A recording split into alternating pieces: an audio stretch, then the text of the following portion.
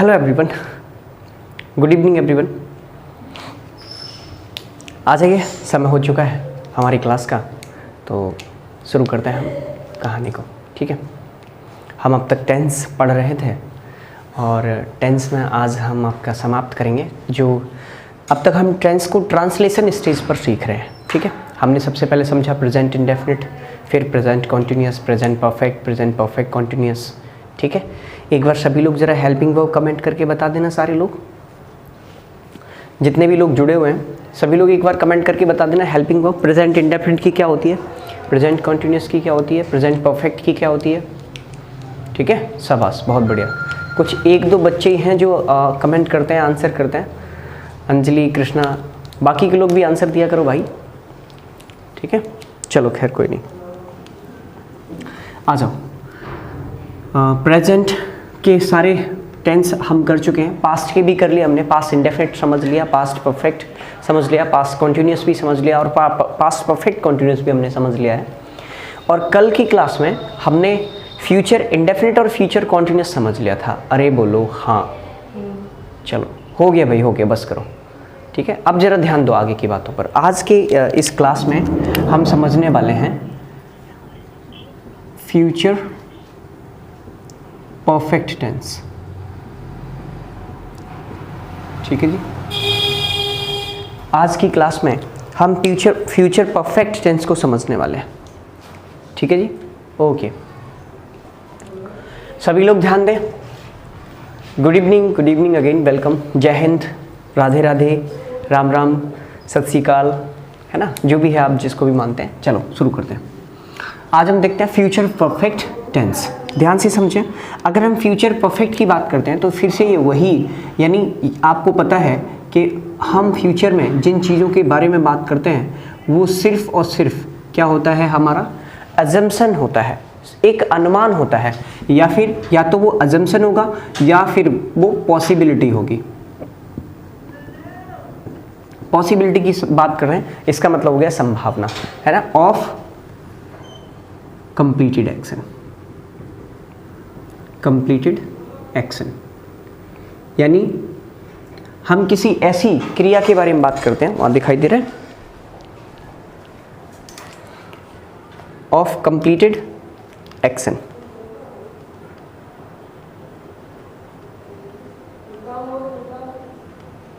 एक सेकेंड रुको जरा, मैं थोड़ा सा एडजस्ट कर देता हूँ इसको।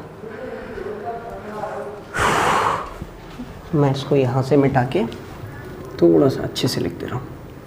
ठीक है जी, ओके। समझे, आपने समझा। फ्यूचर परफेक्ट टेंस में हमेशा हम एजम्पशन का बोध कराते हैं, और दूसरा ये पॉसिबिलिटी बताता है। पॉसिबिलिटी मतलब संभावना, पॉसिबिलिटी ऑफ कंप्लीटेड एक्शन। ठीक है, कंप्लीटेड एक्शन या कंप्लीटेड प्रोसेस, कंप्लीट प्रोसेस। यानी हम किसी कार्य के पूरे होने का अंदाजा जहां पर लगाते हैं, है ना। आप किसी वाक्य को पढ़ रहे हो, सेंटेंस को पढ़ रहे हो, और आपको ऐसा लग रहा है कि इसमें अंदाजा लगाया गया है कि काम को पूरा होने का। भाई कोई गारंटी नहीं है कि काम पूरा हो गया होगा। सिर्फ क्या होता है, सिर्फ अंदाजा लगाया जाता है। जहां पर अंदाजा लगाया जा रहा हो वहां पर आप फ्यूचर परफेक्ट टेंस का यूज करेंगे बेटा। जहां पर काम को पूरा होने का अंदाज लगाया जा रहा हो या फिर काम को पूरे होने की संभावना बताई जा रही हो, वहां पर आप क्या करोगे, फ्यूचर परफेक्ट टेंस का यूज करोगे। ठीक है, जैसे अगर मैं कहने की बात करूं, माताजी सो चुकी होंगी, माताजी सो चुकी होंगी, तो मैं क्या कर रहा हूं यहां, क्या गारंटी है कि माताजी सो गई होंगी? ना जी ना सरकार, ऐसा तो बिल्कुल भी नहीं है, गारंटी तो नहीं दे सकते। फिर क्या है कि हम सिर्फ अनुमान लगा रहे हैं कि हो सकता है सो गई हो और ना हो सकता है कि अभी ना सोई हो।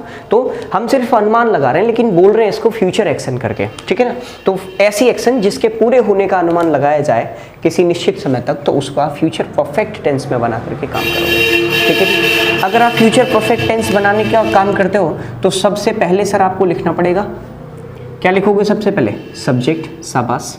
फिर उसके बाद में लगाओगे विल या सेल में से कोई एक, और उसके बाद आप जानते हो परफेक्ट है तो ये अपने साथ में क्या लेता है, हैव, यानी इसकी जो हेल्पिंग वर्ब बनी वो बनी विल हैव या फिर शैल हैव, इन दोनों में से कोई एक आ जाएगा, विल हैव या शैल हैव इसकी हेल्पिंग वर्ब बनी। और परफेक्ट टेंस है तो इसलिए वर्ब की लेगा हमेशा थर्ड फॉर्म, ठीक है, सब्जेक्ट फिर विल या शैल हैव, उसके बाद में वर्ब की थर्ड फॉर्म और ऑब्जेक्ट लिख देंगे, ठीक है, फिर अदर वर्ड। जो टाइम दिया गया है टाइम लिखिए, नहीं दिया गया तो कोई बात नहीं, ठीक है। इस तरह की चीज़ें अक्सर इस टेंस में आती हैं, ठीक है।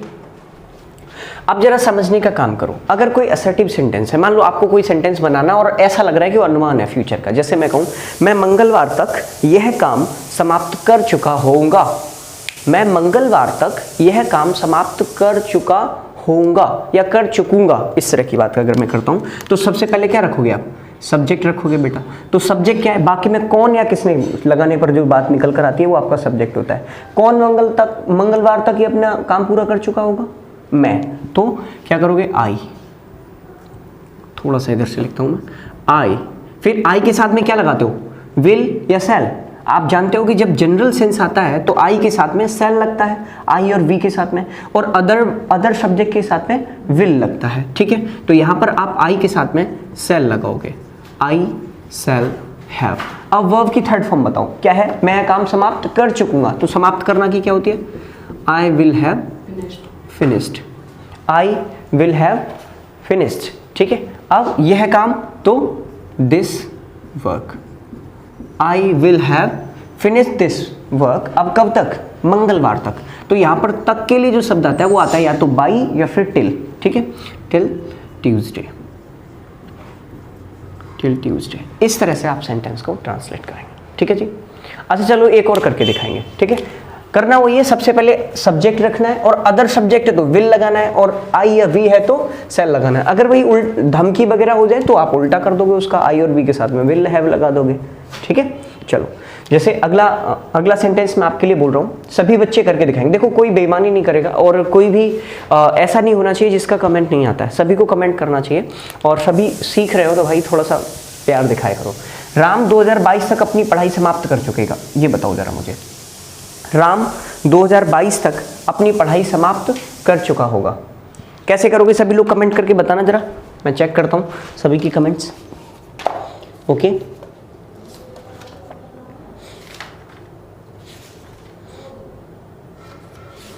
बताएं, जल्दी बताएं। ओके पढ़ाई की नहीं आ रही, देखो सेंटेंस क्या है, क्या था, राम 2022 तक अपनी पढ़ाई पूरी कर चुकेगा, ठीक है, समाप्त कर चुकेगा। तो इसको कैसे बनाओगे आप, राम, सबसे पहले राम लगा दिया। अब आई और वी के साथ में क्या लगता है, शैल हैव, लेकिन अब ये राम तो अदर वर्ड में आ जाएगा ना, अदर सब्जेक्ट में आ जाएगा, तो यहाँ पर क्या लगाना पड़ेगा, Ram will have finished, will have finished. अब अपनी के लिए राम के साथ में हिज और पढ़ाई बोले तो स्टडीज, ठीक है। Ram will have finished his studies, कब तक, 2022 तक, तो बाई 2022, ठीक है जी। ऐसे बनाएंगे, ठीक है। अच्छा अगला और बताओ, माता जी सो चुकी होंगी, तो कैसे करोगे, माता जी सो चुकी होंगी, तो मदर विल हैव स्लेप्ट, ठीक है डियर। इस तरह से आप इन सेंटेंसेस को बना डालोगे। और अगर नेगेटिव बनाना हो इस सेंटेंस का तो आप क्या करोगे, सबसे पहले सब्जेक्ट लिखोगे, फिर बाकी सेंटेंसेस में की तरह इसमें भी विल या शैल लगाओगे और हैव से पहले क्या चिपका दोगे, नॉट, उसके बाद में हैव आएगा, फिर वर्ब की थर्ड फॉर्म रखोगे, ऑब्जेक्ट रखोगे, ठीक है। और अगर यही इंटरोगेटिव स्ट्रक्चर हो रहा हो तो विल या शैल कहाँ आ जाएगा, आगे आ जाएगा, विल या शैल आगे प्लस सब्जेक्ट रखते हैं, फिर लगाते हैं, अगर नॉट दिया गया है तो नॉट लगाइए, नहीं तो कोई बात नहीं, हैव लगाइए, हैव के बाद वर्ब की थर्ड फॉर्म रखिए, ऑब्जेक्ट रख दीजिए और क्वेश्चन मार्क लगा दीजिए, ठीक है। इस तरह से आपका इंटरोगेटिव सेंटेंस बन जाएगा। और अगर प्रश्नवाचक शब्द पहले दिया गया हो तो उस शब्द को इससे भी पहले लगा दोगे, ठीक। अगर नॉट है तो आपको याद रखना है वो हमेशा हैव से पहले ही आएगा, नॉट हमेशा हैव से पहले आएगा। तो बताना जरा इसका नेगेटिव क्या बनेगा, मैं मंगलवार तक यह काम समाप्त नहीं कर चुका होगा या नहीं कर चुकूंगा, मैं मंगलवार तक यह काम समाप्त नहीं कर चुकूंगा, तो क्या होगा? I shall not have finished this work by Tuesday। ठीक है, अगला सेंटेंस, राम 2022 तक अपनी पढ़ाई पूरी नहीं कर चुकेगा, तो राम will not have, बात समझ आ गई, will not have completed his finished his studies by 2022।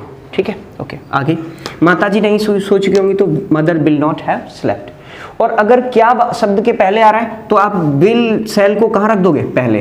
क्या मैं ट्यूसडे तक ये काम कर चुका हूँ, तो shall I come have finished. और ये क्या राम 2022 तक पढ़ाई पूरी कर चुका होगा, तो विल राम हैव। ध्यान रखना, हैव को हमेशा बाद में रखोगे और विल या सेल को आगे लगा दोगे। मुझे लगता है ये बात तो है सामान्य सी, बिल्कुल साधारण सी बात, लेकिन दिक्कत कहाँ होती है? आ जाओ समझो। जब एक ही वाक्य में दो वाक्य दिए गए, क्या हुआ हो? जब एक ही वाक्य में दो वाक्य दिए गए हों, तो अब देखो, अब यहां आपको याद रखना है, एक एक्शन होती है एंटीसीडेंट। क्या होती है सर? ध्यान से समझना, एंटीसीडेंट, ठीक है। और दूसरी होती है प्रेसिडेंट, है ना, प्रेसिडेंट। एक होता है एंटीसीडेंट और एक होता है प्रीसीडेंट, ठीक है। ध्यान रखना, ये प्रेसिडेंट मत कर देना, मुख्यमंत्री मत बना देना इसको, ये प्रेसिडेंट होता है, ठीक है। तो अब एंटीसीडेंट का मतलब अगर आपसे मैं पूछूं तो एंटीसीडेंट का मतलब क्या हो जाएगा? कमेंट करके बताना बेटा जरा। चलो मैं बता देता हूं। एंटीसीडेंट, अगर मैं एंटीसीडेंट की बात करूं तो इसका मतलब है पहले हुआ। इसका मतलब क्या हुआ भाई? पहले हुआ। और एक होता है प्रेसिडेंट, तो प्रेसिडेंट का मतलब होता है बाद में हुआ, बाद में हुआ, ठीक है बेटा। अब आपको ये बताना है, जैसे मान लीजिए अगर किसी वाक्य में दो क्रियाएं दी गई हों तो उनको कैसे समझोगे? तो अब जब दो क्रिया होंगी तो दोनों एक साथ तो नहीं हो सकती, बात समझ आ रही है? दोनों, हाँ, अगर दोनों एक साथ हैं तो वो सीधा सीधा इसमें बन ही जाएगा फ्यूचर परफेक्ट टेंस में। लेकिन अगर वो क्रमबद्ध तरीके से होंगी तो पहले कोई ना कोई एक तो ऐसी होगी जो पहले हुई होगी, जो पहले हुई होगी उसे आप कहोगे एंटीसीडेंट। क्या कहोगे बेटा? एंटीसीडेंट। और जो बाद में हुई होगी उसे क्या कहा जाएगा? प्रीसीडेंट, ठीक है, प्रीसीडेंट। अगर कोई एंटीसीडेंट एक्शन जो होती है, जो एंटीसीडेंट एक्शन होती है ना, उसको हमेशा फ्यूचर परफेक्ट टेंस में बनाया जाता है। किस में बनाते हैं? फ्यूचर परफेक्ट में। दिखाई दे रहा है? फ्यूचर परफेक्ट में। और जो प्रेसिडेंट होता है उसे हमेशा प्रेजेंट इंडेफिनिट टेंस में बनाते हैं। प्रेजेंट इंडेफिनिट, ठीक है। ये बात समझ आ गई कि नहीं आई? दिख रहा है वहां पर? ओके, देख लो एक बार जरा। हाँ, आप सही दिख रहा, ठीक है। जो एंटीसीडेंट होता है उसे फ्यूचर परफेक्ट में बनाते हैं, और जो प्रीसीडेंट होता है, मतलब जो ऐसा काम होता है जो बाद में हुआ होता है, उसे हम प्रेजेंट इंडेफिनिट में बनाते हैं, ठीक है। अच्छा, ये अब प्रेजेंट इंडेफिनिट में कैसे बनाते हैं ये बात अब मैं आपको समझा चुका हूं। अरे बोलो हाँ, है ना। प्रेजेंट इंडेफिनिट में कैसे बनाते हैं ये बात मैं आपको बता चुका हूं। इसमें क्या होता है, आपको सबसे पहले सब्जेक्ट लगाना पड़ता है, उसके बाद में अगर सिंगुलर है तो वर्ब की फर्स्ट फॉर्म में एस या ईएस जोड़ना पड़ता है, और या अगर प्लूरल है तो वर्ब की फर्स्ट फॉर्म लगा देते हैं। सब्जेक्ट आपका पहले आता है, फिर उसके बाद में ये प्रोसेस होती है, उसके बाद आपको ऑब्जेक्ट लगाना पड़ता है। अब कर लोगे। जो काम पहले हुआ है उसे आप बनाओगे फ्यूचर परफेक्ट में। फ्यूचर परफेक्ट में कैसे बनता है? सब्जेक्ट प्लस विल या सेल के बाद में हैव लगाते हैं और वर्ब की थर्ड फॉर्म बनाते हैं। अच्छा चलो अब करके दिखाओ। जैसे मान लीजिए मैंने सेंटेंस बोला, सूरज के ढलने से पहले पक्षी सो चुके होंगे। सूरज के ढलने से पहले पक्षी सो चुके होंगे। तो बाबूजी इस सेंटेंस को जरा ध्यान से पढ़ने की कोशिश करो। पहले क्या हुआ? एंटीसीडेंट क्या है और प्रेसिडेंट क्या है? एंटीसीडेंट, सूरज ढलने से पहले पक्षी सो चुके होंगे, मतलब पक्षी पहले सो जाएंगे। जो पहले सो गए तो पक्षियों का सोना क्या हो गया? एंटीसीडेंट हो गया। और सूरज ढलने से पहले मतलब सूरज बाद में ढलेगा तो सूरज का ढलना क्या हो गया? प्रेसिडेंट हो गया, ठीक ठीक है। अच्छा चलो अब इनको इंग्लिश में ट्रांसलेट करते हैं। सूरज के ढलने से पहले पक्षी सो चुके होंगे, तो बाद वाला सेंटेंस आप पहले बनाते हो, ये बात जानते हैं आप। जैसे मैं आपसे कहूँ पक्षी सो चुके होंगे, तो इसको कैसे कहोगे? The words will have slept. पक्षी सो गए, ठीक है जी। The words will have slept, यहां तक हो गया पक्षी सो चुके होंगे या सो गए होंगे, ठीक। अब लगाओ किससे पहले, किससे पहले? बिफोर। बिफोर किससे? सूरज के ढलने से पहले या सूरज छिपने से पहले, तो बिफोर द सन सेट्स। सूरज का ढलना क्या होता है? सन सेट्स, सूरज का छिपना या सूरज छिपने से पहले, ठीक है जी। ओके, यहां पर ये सब्जेक्ट सिंगुलर हो गया और छिपना सिंगुलर के साथ में एस या ईएस लगा दोगे, कोई दिक्कत? अच्छा एक और करके दिखाओ, अगला सेंटेंस में बोल रहा हूं, मेरे वहां पहुंचने से पहले वह जा चुकेगा। मेरे वहां पहुंचने से पहले वह जा चुकेगा। बेटा जरा कमेंट में देना तो आंसर, मेरे वहां पहुंचने से पहले वह जा चुकेगा। तो देखो एंटीसीडेंट क्या हुआ? एंटीसीडेंट क्या हुआ? मेरा वहां पहुंचना एंटीसीडेंट हुआ क्या? नहीं, क्योंकि मैं पहुंच तो बाद में रहा हूं और वो पहले जा चुका है। जब वो पहले जा चुका है तो उसे आप कहोगे एंटीसीडेंट, यानी वो पहले हो गया, वो पहले चला गया तो वो एंटीसीडेंट हुआ। उसके बाद में गया तो मतलब ये हो गया प्रीसीडेंट, ठीक है। तो जो प्रीसीडेंट है उसे इंडेफिनिट में बनाया जाएगा, मैं बाद में पहुंचूंगा, ठीक है, तो वो पहले जा चुका होगा। तो यहां पर आप क्या करोगे? He will have gone. He will have gone, वह जा चुकेगा। किससे पहले? मेरे वहां पहुंचने से पहले, तो बिफोर आई रीच देयर। मेरे वहां पहुंचने से पहले वह जा चुका होगा। I will have gone before I reach, he will have gone before I reach there, मेरे वहां पहुंचने से पहले, ठीक है। फिर समझ लो, जो एंटीसीडेंट मतलब जो काम पहले हो गया, जो काम पहले हो गया ना बेटा, उसको आपको बनाना है फ्यूचर परफेक्ट में, और जो काम बाद में हुआ है उसको बनाना है आपको प्रेजेंट इंडेफिनिट में, क्योंकि फ्यूचर में कोई भी कंडीशन नहीं होती। कंडीशन कितने टाइप की होती हैं वो कंडीशनल सेंटेंसेस में मैं बताऊंगा। कुछ कंडीशन ऐसी होती हैं जो पास्ट में थी, उनका रिजल्ट भी पास्ट में हो गया। कुछ कंडीशन ऐसी थी जो पास्ट में रखी गई थी और उनका रिजल्ट प्रेजेंट में मिलता है। लेकिन कुछ कंडीशन ऐसी होती हैं जो प्रेजेंट में रखी जाती हैं और उनका जो रिजल्ट है वो हमें फ्यूचर में मिलता है, ठीक है। लेकिन कोई कंडीशन फ्यूचर की हो और फ्यूचर में रिजल्ट हो, ऐसा हिंदी में तो होता है, लेकिन इंग्लिश में हम उनको नहीं मानते। इंग्लिश में आपको उन्हें प्रेजेंट में मानना पड़ता है, ठीक। तो इसलिए ये कहानी आती है कि इफ या फिर सिंस या फिर बिफोर या व्हेन से शुरू होने वाले शब्द कभी भी आपको फ्यूचर में नहीं मिलेंगे। व्हेन से, बिफोर से, ठीक है, या फिर इफ से, इनसे जो शब्द सेंटेंस शुरू होते हैं वो कभी भी आपके फ्यूचर टेंस में नहीं बनते, वो हमेशा प्रेजेंट इंडेफिनिट में बनते हैं अगर फ्यूचर की एक्शन साथ में है तो, ठीक है जी। चलो एक और सेंटेंस करके दिखाना। तुम्हारे जाने से पहले माँ खाना बना चुकी होगी।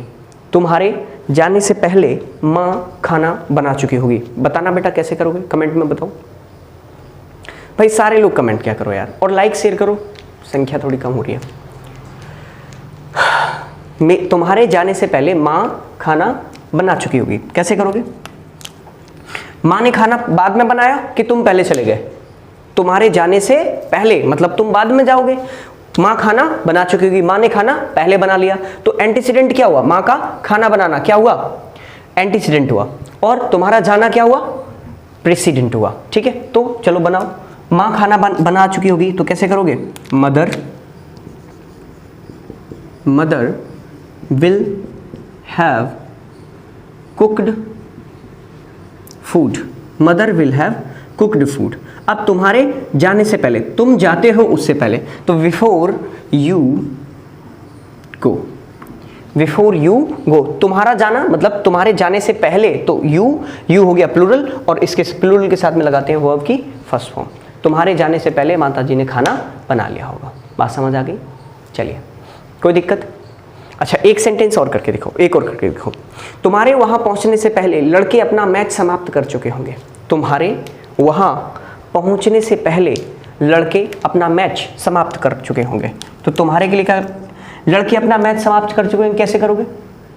तुम्हारे वहां पहुंचने से पहले लड़के अपना मैच समाप्त कर चुके होंगे। तो एंटीसीडेंट क्या हुआ कि लड़कों का पहले मैच समाप्त हो गया होगा, उसके बाद तुम पहुंचोगे तो तुम्हारा पहुंचना प्रीसीडेंट हो गया और लड़कों का मैच समाप्त करना एंटीसीडेंट हो गया। तो एंटीसीडेंट है उसको फ्यूचर परफेक्ट में बना डालो। जैसे लड़के अपना मैच समाप्त कर चुके होंगे, ये सेंटेंस है, तो करोगे the boys will have, the boys will have. अब समाप्त करना की होती है फिनिश, तो फिनिश्ड। अब अपना बहुत सारे लड़के हैं तो their match, the boys will have finished their match. लड़के अपना मैच समाप्त कर चुके होंगे। अब किससे पहले? तुम्हारे वहां पहुंचने से पहले, तो before you reach there, before you reach there. अब कर लोगे बेटा पक्का? अच्छा, इसके नेगेटिव और समझ लो। जैसे मैं कहूं सूरज छिपने से पहले चिड़िया नहीं सो चुकी होंगी, तो नहीं कौन से वाक्य में आ रहा है? इसी में आता है पहले, ठीक है। चिड़िया नहीं सो चुकी होंगी, तो बाद वाले सेंटेंस के साथ में हमें छेड़खानी नहीं करनी है। हम कैसे करेंगे? The birds will not have slept before the sun set, ठीक है। आगे मेरे वहां पहुंचने से पहले वह नहीं जा चुका होगा, मेरे वहां पहुंचने से पहले वह नहीं जा चुका होगा, तो आप करोगे he will not have gone before I reach there, I reach there. अगला, तुम्हारे जाने से पहले माताजी ने खाना नहीं बनाया होगा या माताजी खाना नहीं बना चुकी होंगी, तो इसको कैसे करोगे? Mother will not cooked food. कर जाओगे? अरे कर जाओगे कि नहीं? शाबाश, उम्मीद है आप कर लोगे। थोड़ा सा प्रैक्टिस करने की जरूरत है। जो बच्चे बिल्कुल बेसिक से सीखना चाह रहे हैं, ये उन्हीं के लिए है, ठीक है। आपको बेटा इससे ज़्यादा सरल भाषा में कोई नहीं सिखा सकता, ठीक है। समझना थोड़ा थोड़ा इन चीज़ों को, वीडियो को बार बार देख लिया करो। एक बार जैसे ही वीडियो समाप्त होती है उसके बाद में फिर एक बार देख लिया करो, ताकि तुरंत का तुरंत आपको रिविजन हो जाए, ठीक है। चलो, तो मुझे लगता है कर लोगे। अगर कर लोगे तो समझो कैसे करोगे। सबसे पहले फ्यूचर परफेक्ट टेंस आप जैसे वाक्य को पढ़ोगे और अगर आपको लग रहा है कि उसमें काम के पूरे होने की संभावना है या उसके पूरे होने का अनुमान लगाया जा रहा है, तो आप सबसे पहले सब्जेक्ट लिखोगे, फिर विल हैव या शैल हैव लगाओगे और उसके बाद में वर्ब की थर्ड फॉर्म, फिर ऑब्जेक्ट लिख दोगे। नेगेटिव आप जानते हैं विल या शैल के तुरंत बाद नॉट लगता है, हैव से पहले और विल या शैल के बाद में। इंटरोगेटिव में विल या शैल को आगे पहुंचा देते हैं और प्रश्नवाचक शब्द को उससे भी पहले लिखते हैं। अगर एक ही वाक्य में दो वाक्य दिए गए हैं तो हमें एंटीसीडेंट और प्रीसीडेंट खोजने की जरूरत पड़ती है। एंटीसीडेंट का मतलब है जो पहले हुआ और प्रीसीडेंट का मतलब है जो बाद में हुआ, ऐसी एक्शन जो बाद में होती है। तो जो बाद में होती है उसे हम प्रेजेंट इंडेफिनिट में बनाते हैं और जो पहले होती है उसे हम फ्यूचर परफेक्ट टेंस में बनाते हैं, ठीक है जी। चलिए ऐसे ही करके दिखाओगे। ये जो लिस्ट आ गई, लो फटाफट से स्क्रीनशॉट ले लिया। चलो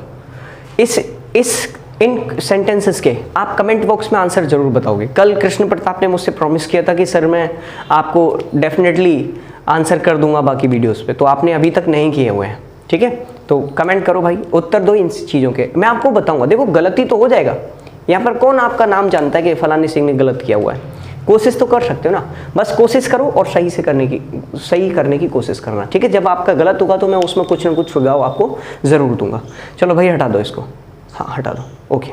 चलिए चलो बेटा, अब हम चलते हैं हमारे आखिरी टेंस पर, ठीक। इसके बाद में अब आप टेंस सीख चुके हैं, मतलब अब आप एडवांस लेवल की तरफ बढ़ने के लिए तैयार हो चुके हैं। कल मैं आपको कंपैरेटिव एनालिसिस का वीडियो लेकर आऊँगा, जिसमें आपको पता चलेगा कि कौन से शब्द का कौन से टेंस में यूज़ होता है, कौन से टेंस में यूज़ नहीं होता, ठीक है। अब हम चलते हैं फ्यूचर परफेक्ट कॉन्टिन्यूअस टेंस, फटाफट। फ्यूचर परफेक्ट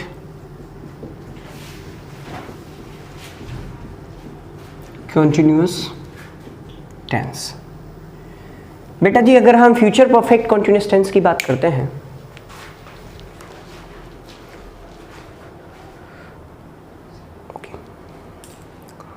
अगर हम फ्यूचर परफेक्ट कंटिन्यूअस टेंस की बात करते हैं, हाँ अब सही दिख रहा है जी, बिल्कुल दिखेगा यार, कटना नहीं चाहिए, शाबाश।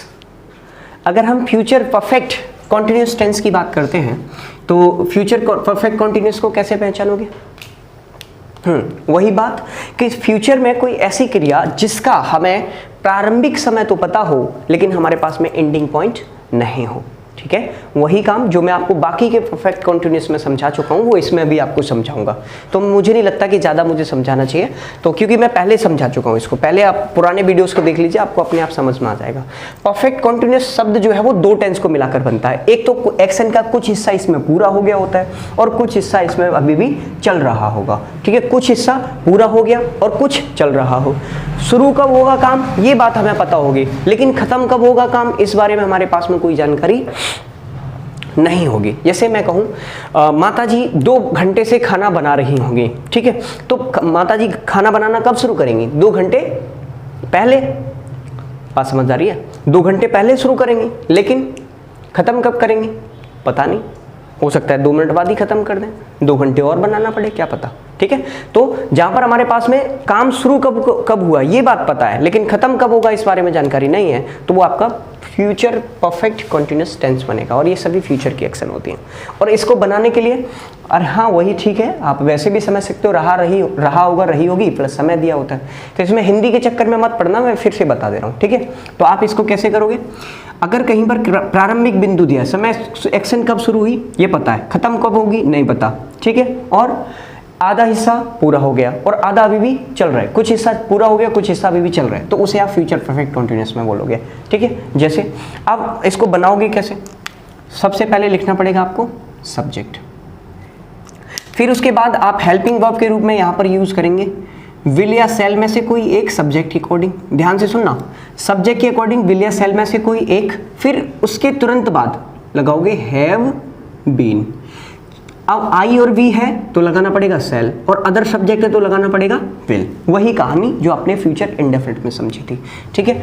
अब चूंकि कॉन्टिन्यूअस टेंस है इसलिए आपको वर्ब की आईएनजी फॉर्म लगानी पड़ेगी, उसके बाद में ऑब्जेक्ट लगाना पड़ेगा, फिर बाकी सेंटेंसेस की तरह से इसमें भी सिंस या फॉर का यूज करना पड़ेगा, उसके बाद में आएगा आपका टाइम, ठीक है। उसके बाद में आएगा आपका टाइम। जैसे अगर मैं कहूं लड़के 10 बजे से क्रिकेट खेल रहे होंगे, लड़के 10 बजे से क्रिकेट खेल रहे होंगे, तो आप इसको कैसे बनाएंगे? लड़के, सबसे पहले तो the boys will have been, इतनी बड़ी हेल्पिंग वर्ब है इसकी, ठीक है। बॉयज के अकॉर्डिंग विल हैव बीन। अब क्रिकेट खेलना तो प्लेइंग, वर्ब की आईएनजी फॉर्म लगा दीजिए। The boys will have been playing cricket, playing cricket. कितने बजे से? 10 बजे से। तो 10 बजे स्टार्टिंग पॉइंट ऑफ टाइम है या पीरियड ऑफ टाइम है? वही बात फिर से मैं आपको यहां पर बता दूं, सिंस का यूज किसके लिए करते हैं? स्टार्टिंग पॉइंट ऑफ टाइम के लिए। स्टार्टिंग पॉइंट ऑफ टाइम यानी एक्शन कब शुरू हुई थी, अगर ये बात पता है तो आप वहां पर सिंस लगाओगे। और अगर एक्शन को चलते हुए कितना ड्यूरेशन हो चुका है, कितना समय हो चुका है ये पता है आपको, तो वहां पर आप फॉर लगाओगे। तो 10 बजे से खेल रहे ना, तो स्टार्टिंग पॉइंट तो हुआ, ड्यूरेशन क्या पता, कितने घंटे हो गए, कितना समय हो गया, ये तो पता नहीं चला। हमें क्या पता चला कि कब शुरू हुआ था, तो वहां पर लगा दोगे सिंस। 10 बजे थे तो सिंस 10 o'clock, ठीक है। दिखाई दे रहा है लास्ट वाला, सिंस 10 o'clock। ओके जी, दिख रहा है साफ बिल्कुल, ठीक है। चलिए, तो इसी तरह से आपको बाकी के सेंटेंस भी करते हैं। इसका थोड़ा सा हेल्पिंग वर्ब थोड़ा लंबा होता है, will have been, shall have been, तो आप जरा मैनेज करेंगे। अगला आप बताएंगे वे 4 बजे से अपना समय नष्ट कर रहे होंगे, बताना जरा।